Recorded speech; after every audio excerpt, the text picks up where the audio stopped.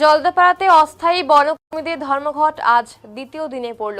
অস্থায়ী কর্মীদের প্যাকেজ ভুক্ত করার দাবিতে গতকাল থেকে জলদাপাড়াতে অনির্দিষ্টকালের জন্য ধর্মঘট শুরু হয়েছে অস্থায়ী কর্মীরা।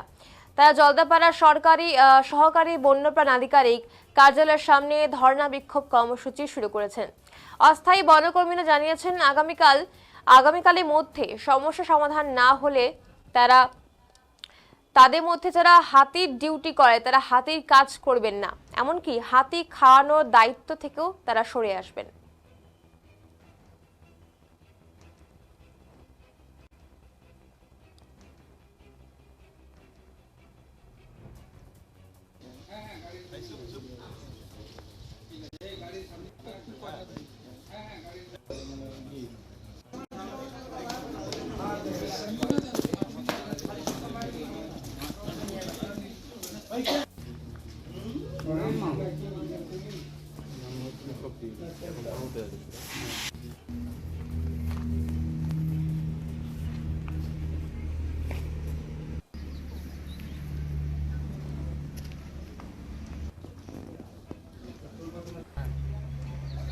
হতে চললো। হ্যাঁ, 2 দিন হয়ে কি গেল। পরিস্থিতি রয়েছে আপনার? পরিস্থিতি যেই রকমের সেই রকমই আছে, কিছু আর উন্নতিও হইলো না কিছু হইলো, এইরকমই আছি আমরা। 2 দিন ধরে ধর্ণা দিয়ে বসে আছি।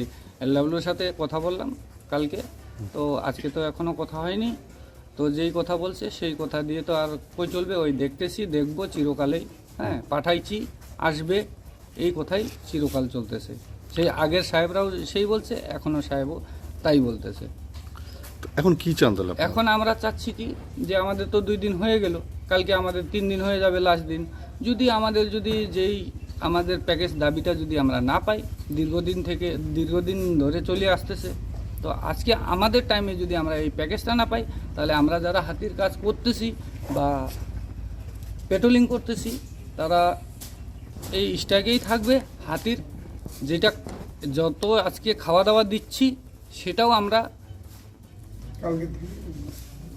পরশুদিন সকাল থেকে আর কি, বিকালে তো বানবই। হ্যাঁ, খাওয়া দাওয়া করে তারপরে বাঁধার পরে তারপরে আর খাওয়া দাওয়া বা দেখা দায়িত্ব সব সাহেবদের। ওনারা কি করবে কি না করবে ওনাদের ব্যাপার। আমরা ওইখান থেকে টোপলা বাহিনী আইসে এইখানে বসবো, হাতি যার যেখানে আছে তার সেইখানেই থাকবে। সবাই এই কথাই, আমার বন্ধুবান্ধব হাতিওয়ালাগুলা সবাই এই কথাই বলতেছে। আপনার পরিচয়, আপনার নাম? আমার নাম শেরন শরীফ। হতে চললো। হ্যাঁ, 2 দিন হয়ে কি গেল। পরিস্থিতি রয়েছে?